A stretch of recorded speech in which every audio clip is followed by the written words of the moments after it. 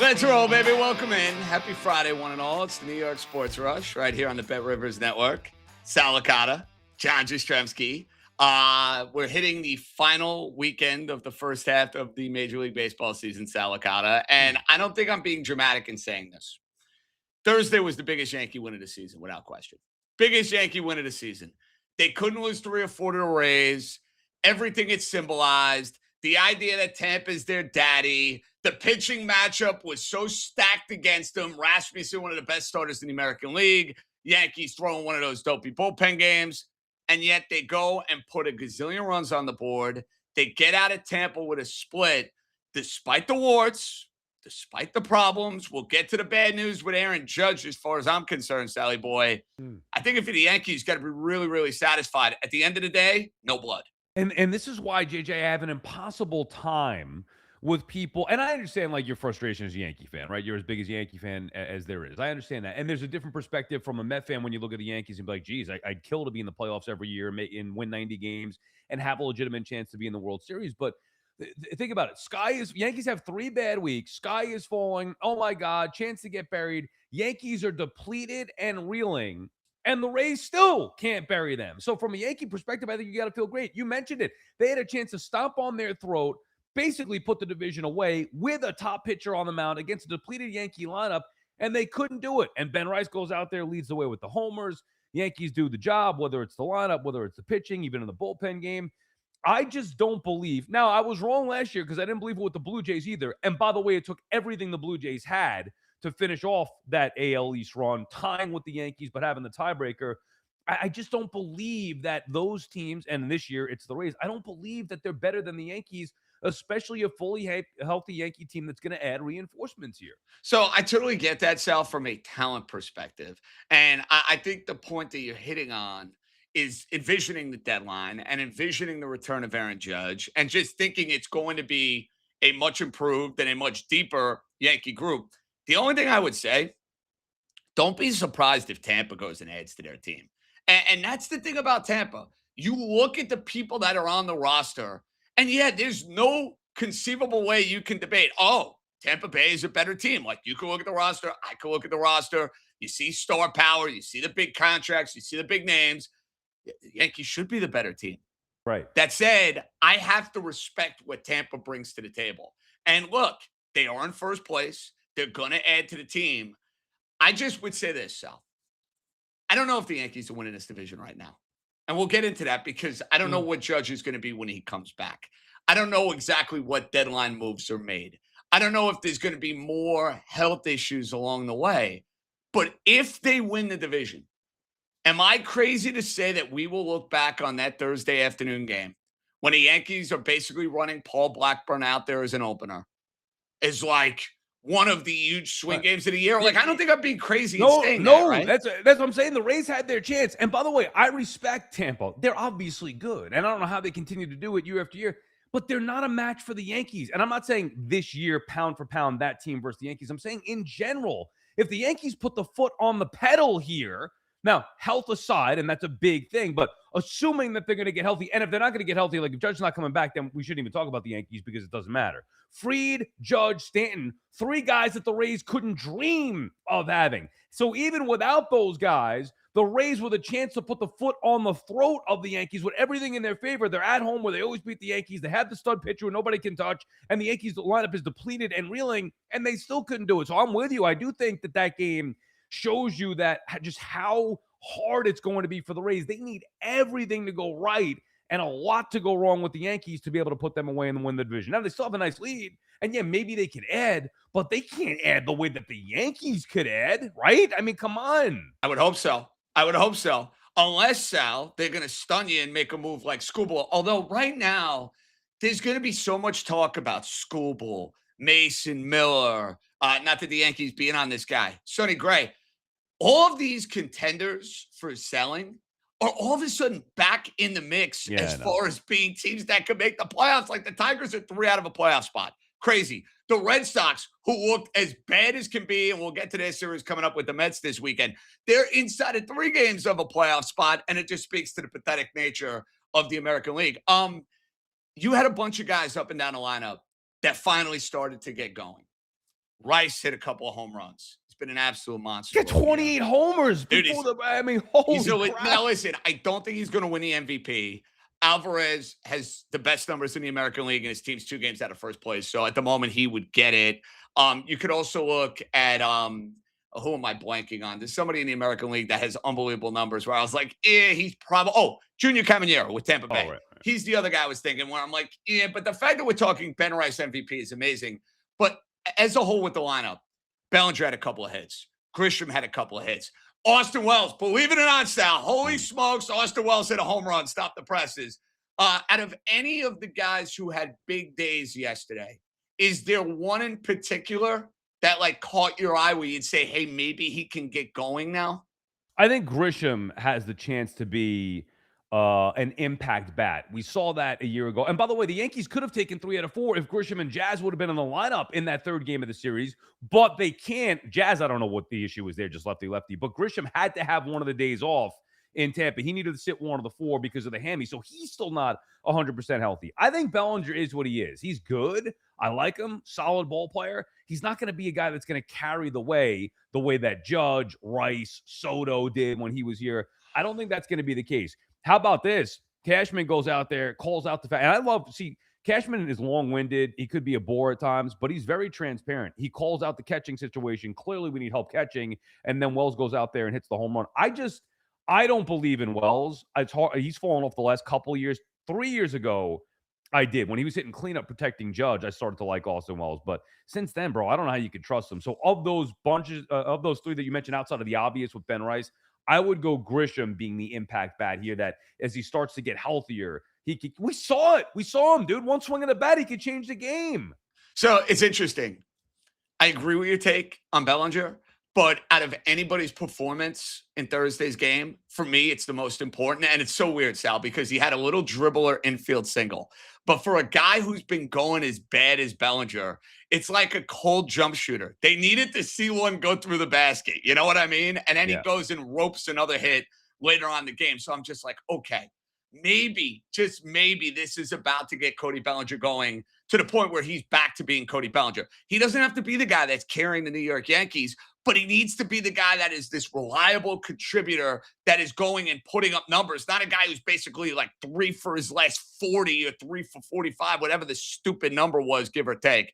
So listen, they need Grisham, they need Bellinger, and as they get ready for this series coming up against Washington, this should be the perfect remedy for a Yankee offense. Like the Nationals have been spunky. They have a lot of good young talent within their lineup, and they're going to score a boatload of runs. So they can't get anybody out. Like this should be a weekend. I don't know how the Yankees are going to pitch, but like the offense should come away feeling much better about itself because they're going up against guys who can't pitch. I think that's a game that they can now exhale a little bit. They survived a series where they were depleted going in, on the brink in that final game of the series of losing 3 out of 4 and really being buried in the division. So now that you and to overcome it the way that they did with the bats getting going, I'm with you. I think that they start to roll now, and that's how this team is built. Like we know the pitching and what it could be and what it should be, but still, the Yankees in the regular season are always built on just players that are going to mash you in the regular season. Generally, that doesn't happen to the same extent in the postseason.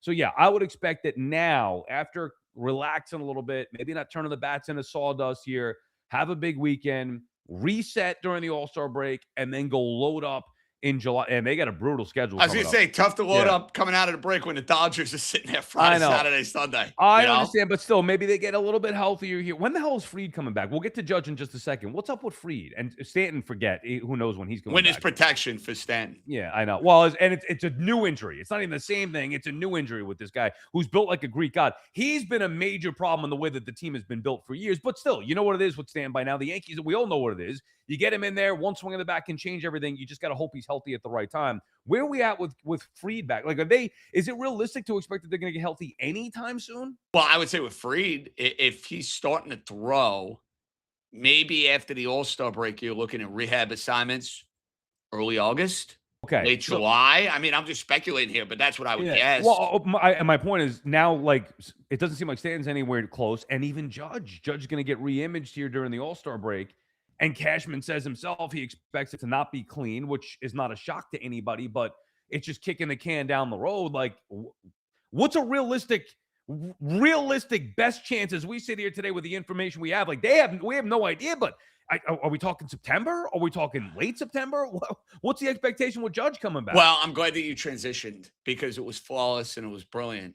This is a problem for the Yankees. This is a big, big problem. He's going to come back, in my opinion, Sal. Like I don't get the sense that what you heard from Brian Cashman indicates now, oh, season over for Aaron Judge. The most concerning element of his comments were he can come back and it's not going to be fully healed.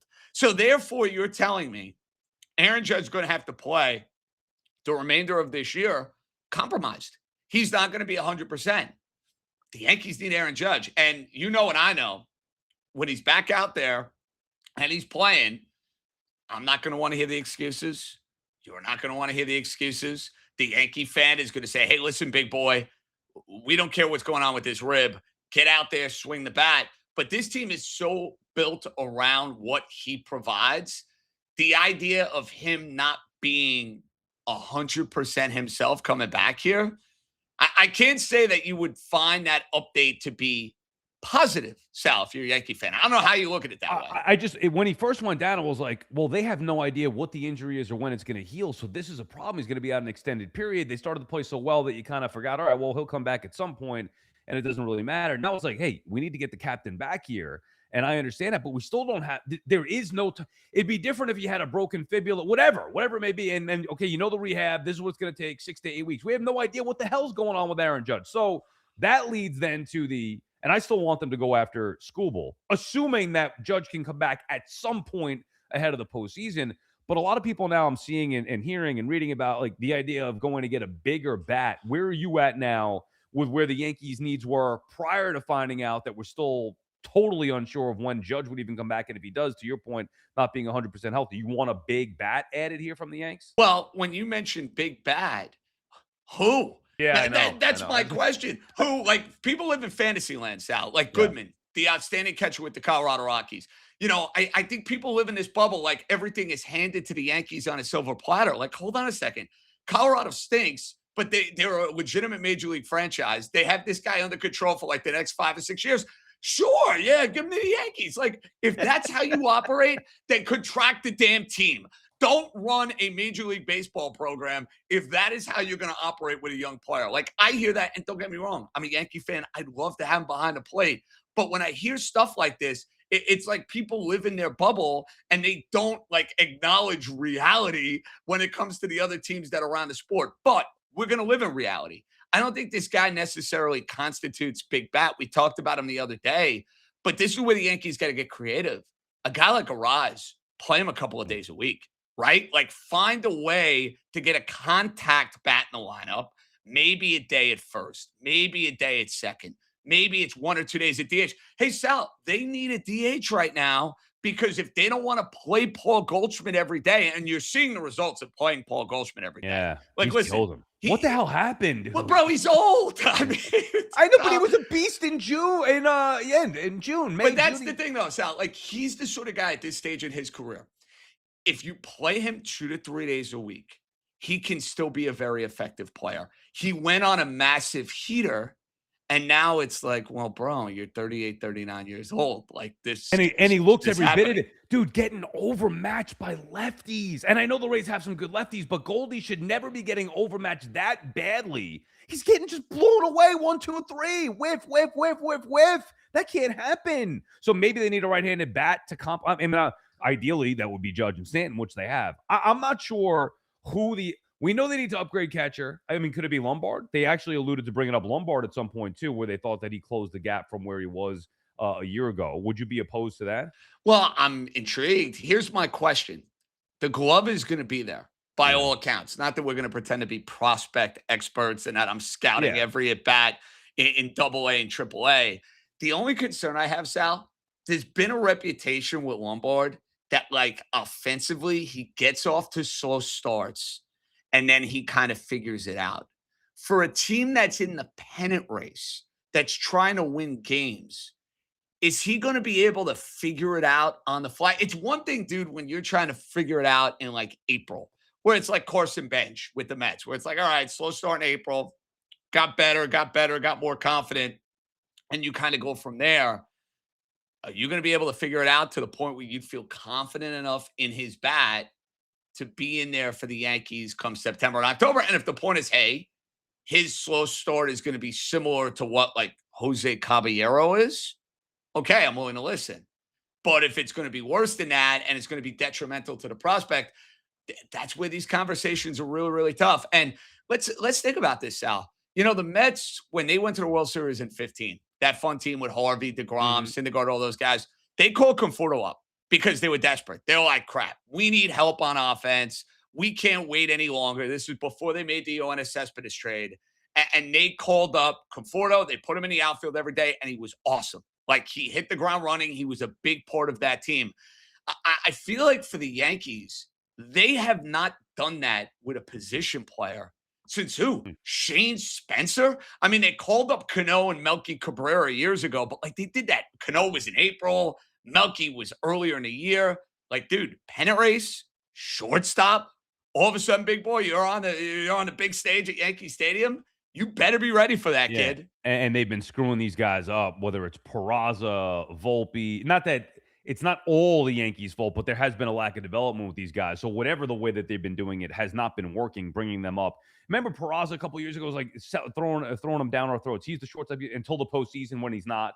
Same thing with Volpe. Like, it's Volpe. And not Volpe. for nothing, Sal. Have you noticed Peraza with the Angels has actually been a pretty damn good player? You take him back on the Yankees, for goodness sakes. You take him back. He was supposed to be a stud. Remember, they were talking him up, and then he was just like an afterthought. Then he could never hit. Remember, he was gloved first. Well, oh, no, he'll never hit. So maybe it is something wrong with the Yankees. I have not noticed, now that he's playing well with. Well, you know what's weird about the Yankee prospects? The guys that they tout have been incredibly underwhelming. Right. Don't get me started on Volpe. I try to, I almost think there needs to be a ban for me, Sal, in like Anthony Volpe discourse. Like, if he doesn't play, like, he should not be able to be brought up by me just because it like gets the juices flowing. You have to apologize to him though, don't you? Did you rip him for not wanting to go to second base? Well, listen, that erroneous report. I have some thoughts on that. I guess we'll get into it. Yeah, we should get into it. I am wondering. And Michael Kay's got unbelievable sources. Joel Sherman has unbelievable sources. I did his pod a couple weeks ago. I'm wondering why. Like, Michael's usually, and I have a good relationship with him. He's very thorough and well-spoken and takes the business and the craft very seriously. That was a quick about face. That makes me wonder. Somebody within the Yankees, it's conflict, right? Like, I feel for Michael. If I were in that spot, I'd be in the same situation. I'm calling the games. I'm giving takes. Tricky. Sal, it makes me wonder. And I want Michael, and I guess I got to take him. I'll take him at his word. I don't think Volpe was like, hey, oh my God, I can't play shortstop. I think he was probably passive aggressive about it. That's my guess. I thought this was something that we heard like last year. Correct. Well, and this year, Joel Sherman was all over it. Like, this is not the first time it was reported. It became a bigger story. Oh, so because Kay says it. So wait, I didn't see what Sherman had it first when, like earlier this year? He didn't necessarily, like, it's been spoken about. Like, when we did a pod, it was like, yeah, he's heard from people. Anthony Volpe doesn't want to play second base. Okay, but it could be, and then so Kay is basically saying the same thing, obviously talking to people over the years, whatever it may be, and then just refreshing, as the topic comes up, it's like, oh yeah, or somebody told me that he didn't want to go. But there's a difference between saying, when the Yankees go to him and say, hey, you're going to play second base, and he's like, no, see, I think that's it. I think, right. Sal, I think you nailed it. I think it's like, hey, what would you think about it? And it was probably like a very passive aggressive, because that's how these kids are these days. Right. Dude. Like, they don't say anything. No, unless you're Schwitler. Yeah, like, they're passive aggressive about it. I'd rather play shortstop, I don't think it was the Yankees saying, dude, you're playing second base, so you're out of here. Like, I don't think it came to that. So, and then maybe, by the way, that could have been prior to whatever more recent conversation that they have. But yeah, you're right. Quick about face. And I'm sure, though, you ripped him for it, which is why I was saying maybe you'll Volpe a little bit. Well, no, how about this? I don't care if Volpe's at second or short. I want him gone. I mean, that's it. I don't care. You know where I want him? Left out, Sal. That's where I want him. Left out, okay? Like, I don't care second, short, whatever. I want him left out. But what I was getting at, though, the guys they don't tout. Cam Schlittler came up with very little fanfare. Ben Rice was hitting the ball hard in the minor leagues, but wasn't like much of a prospect. Maybe the Yankees need to promote whoever the scout is in Massachusetts that found two of those guys, maybe he should be like the deputy to Brian Cashman. Maybe he should be like the head of scouting now. Just saying. You're right, though. Even Judge, when he came up, that was like, oh, he strikes out too much. Rice, we didn't hear the hype. Dominguez is like, he's the Martian, going to be the next Mickey Mantle. Austin Wells going to be an all-star for years to come. Volpe, Jeter, they would never touch it. You're right. The guys that aren't hyped come up, and their whole world.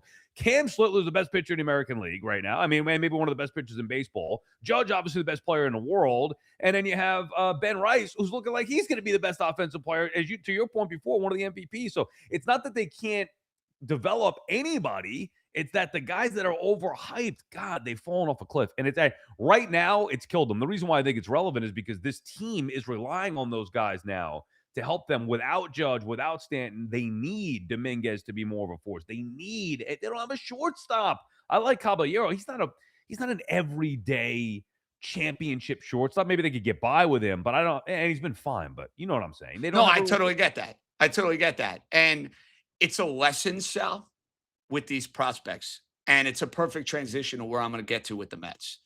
As excited as I might be about AJ Ewing, and as solid as Carson Bench has looked, there's a narrative, and I get it. Like, I subscribe to it for next year. Hey, your outfield is going to be Juan Soto, Carson Bench, and AJ Ewing.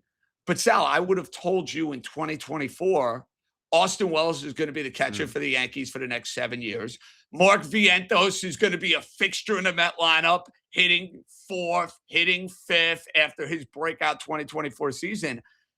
I almost feel as if we're now at a point with these young players, you need multiple years before you can come to these like, hey, we absolutely have something here, because these guys either fall off a cliff. There's no consistency. If you think I'm wrong, look at Wells and Vientos as perfect examples. I'm with you 100% on that. Now, the signs are like good. I love what I'm seeing from AJ Ewing and Carson Bench, and I love the fact that the outfield appears to be set, but now I never liked Vientos, but after 2024, how could you not think? How could you not be suckered in? Dude, the guy's hitting big home runs against the Phillies. He was, Sal, that year in 24, he was probably their second best hitter. Yes. As crazy as it is. Lindor, unbelievable MVP type of season. He was better than Pete. He was better than Nimmo. He was their second best hitter. So I thought I was being fair to him. Like, all right, you know what? I was wrong about him all these years before that. I didn't think he was going to be a player. Didn't have a position. Couldn't hit consistently. I'm wrong about him. 2024 sold me. And then you start penciling at the top of the order going into 2025. Vientos, one of the guys, fell off a cliff. And now again in 2026. So, and you mentioned the Yankee guys. And by the way, it's not even just the young players. What the hell has happened to Vlad Guerrero Jr.? What has happened to Fernando Tatis? Like, how does this happen to guys who were proven I would have bet anything. Even if you say Vlad would have had a little bit of a down year, like, you're telling me he wouldn't have been one of the sure bets in the sport to continue to produce at a high level? I'm shocked by that, but it's not just him. It's throughout the course of the sport, there are inconsistencies, and I value consistency the most. I'd rather have a guy who's a solid number 3 or number 4 in a rotation than a guy who pitches like a 1 day and then pitches like a 5 or a minor leaguer the next day, like Kodai Senga. One half of the year, his ERA is minuscule, and then his ERA is 10. Like, I can't, and I know he's terrible now. I'm just saying the inconsistency overall. I value a guy who's more stable and consistent. The consistency in the sport is lacking, in particular with the young guys. So as excited as I am about the Mets offense or the Mets outfield, I'm with you. I need to see a lot. Even with McClain, he looks good, but like 8 starts last year was DeGrom and Seaver. And then this year it's, he's a rookie and like he's still finding his way. You just don't know year to year. So, bigger picture, Ewing, and I saw you tweet about this, and I totally understand the frustration. He's playing unbelievable center field. He's picking it like crazy. And then you see a lineup and he's at second base. Now, mind you, he has experience playing second base. This is not something he's doing for the first time. But here's the frustration you have. Robert's coming back. And I get it. It's play him, get his value up, get him the hell out of here. How do you go about that now if you're the Mets? Because I want AJ Ewing in center field, as do you. I want to see Carson Bench every day. But yet, it's like he's here. You can't just sit him on the bench and trade him. You want him to go and hit a couple of dingers. So somebody's like, ooh, right-handed hitting outfielder. Oh, I'll give you a prospect for him. Manager Licata, How do you want Mr. Stearns and Mr. Andy Green to go and handle this now over the next few weeks? Yeah, see, this is the thing, and, like, maybe I was making a big deal out of nothing. The idea that Ewing is even taking grounders at this, like, did Carlos Beltran ever play second base? And I don't wanna hear because, well, Ewing could do it. No, no, no. The Mets haven't had a center fielder in forever. Beltran. Since Beltran. Yeah. Think how many freaking years ago that is. And then they finally find one that's like, wow, this guy looks like he could be a big league center fielder. Again, there are no guarantees. I'm not saying that he's going to be a guaranteed all-star center fielder or a big league. We don't know. We got to find out. But he looks like it, certainly defensively. And what do? They put him at second base. Now, it was in case of emergency because of Vientos getting hurt, and they figured out. But still, like, I'm not doing it. I don't want him taking grounders, and I don't want him at second base. And I think the bigger picture is what you touched on. They're greasing the tracks here for when Robert comes back. And the last thing I want, I'd rather cut Robert than have him impact getting AJ Ewing big league playing time in center field. Like the trade value is what it is. Put him at DH. You want to give Ewing a day off? Well, I think the way to do this, Sal, I think there's a way to get around like the idea of just giving up Robert. Hey, Soto DHs 1 or 2 days a week. Get him off his feet. I know when you put Robert in left. Well, you could just mix it up. Yeah, like mix I don't want to mess with Ewing, though. Don't you think that? Like, the Mets do this all the time, dude. Moving Reyes from short to second for freaking Kaz Matsui. Bo Bichette, he's going to be third base. Oh, no, wait, he's going to play short. Oh, no, wait, he's going to play third. Like, in the beginning, they said, no, one position. And then because Lindor's hurt. No, he's either the third baseman or he's not like. Yeah, and you know what, Sal, to that point, you know what? I'll agree with you on this. When Ewing's in the game, keep Ewing in center field. Let Robert play a corner. I don't care. You know he can play center field. Let him play a corner. He's out of here anyway. But I think the idea of, like, how do you make it work? You're just going to have to deal with it. And, like, he's not going to play every day. You play him 3 days a week. And here's what you hope. You hope he runs into a couple of bombs. And that way you could get him the hell out of here and get something in return. He might have some value because, I mean, he could be a bat that someone's like, you know what? Look, I think he's worthless. We kind of knew it was taking a big gamble. The Mets, here's how much, like, I wanted Robert because the Mets haven't had a center fielder. They had Jeff McNeil out there last year. Absurd. So when you get the idea of Luis Robert in the offseason thinking, hey, how bad can it be? Like, bare minimum, the floor should be he's going to be a better defensive center fielder. And as a matter of fact, he stunk defensively even when he was healthy to start this year. Although he did hit and everybody was falling in love with Luis Robert Jr. before he got hurt and is nowhere to be found. My thing is, the Mets are in developmental mode right now. The season is over. We know that. You have pieces in place. Let's just leave them there. Benj in right, Ewing in center, Soto in left. End of story. Let the young guys play. Even though Ewing can play second, I don't need him to be moving around. I want him to learn to be the best center fielder possible, and I don't think you could do that if you're playing second base, even in short term. I have 2 pitching takes for you before we say goodbye with this Met team. I think I'm going to be lockstep in agreement with you. Just to God. Will Salmon, our buddy, who we work with all the time at Baseball Night in New York, talked to Clay Holmes. Apparently, Clay Holmes is interested in an extension, which I am surprised by because my thought would be, hey, I'm going to be a free agent at the end of the year. I'm going to go ball out when I get back, and then I'm going to get whatever I can from the Mets or whatever team wants to go and pay me. And Sal, I got to eat this. I did not think Clay Holmes was going to be a good starter. I just didn't. I didn't think he had the pitch repertoire. I didn't think he'd have the durability. Like, he's hurt. It was a fluke injury. He got a ball fractured, his leg fractured off a line drive. Like, dude, that could happen to me. That could happen to you. That could happen to anybody. The Mets should absolutely try to extend Clay Holmes. He can handle New York. This is a team that has 10 zillion guys on it, Sal, that are capable of handling this marketplace. He's done it with the Yankees. He's done it with the Mets. He goes and takes the ball every 5th day. I want Holmes on this team next year and beyond. Me too. I just am a little surprised by that. And I thought that Holmes was signed through next year and I didn't know that he had an opt-out. So for me, when the talk was like, oh, they got to get him back so they could trade him, I was like, no way am I trading Clay Holmes. One of the best values in the sport right now. A guy who's making $13 million a year next year, pitching like an ace. Oh, I'm holding back a sneeze here. Oh. You got to look up. My allergies. That's always key. You got to look up. Anyway, a guy, great value from Clay Holmes in the starting rotation. No way am I trading. But then the opt-out makes it a little bit different because you figure he's going to opt out and get more money. If the Mets, and if he wants to be here, and it sounds like he does, and the Mets can figure out a way to extend him, I think it's a no-brainer. They need arms. You're talking about getting a good value for a guy who maybe wants to be here, give him a little hometown discount. I love the idea of extending Holmes. Now, the other pitching take I have for you, he was very impressive against Kansas City. He's a very likable guy, and he's been much better over his last 6 to 8 starts. I have to give credit where credit is due. That contract is still an absolute albatross with Sean Manaea. This idea, and we talked about it last night doing SNY, I don't think he's tradable with the amount of money he's making. But if he can continue to keep pitching well, I mean, don't you try to do everything in your power to move this guy, despite having like makeup wise, I think he does have the right makeup and the right mentality to handle New York because we saw it in 2024 and he seems like a really, really nice dude. That said, he's been way too unreliable the last 2 years. If he could get hot and pitch well and somebody's like, hey, we got something here, that's a guy I'm moving.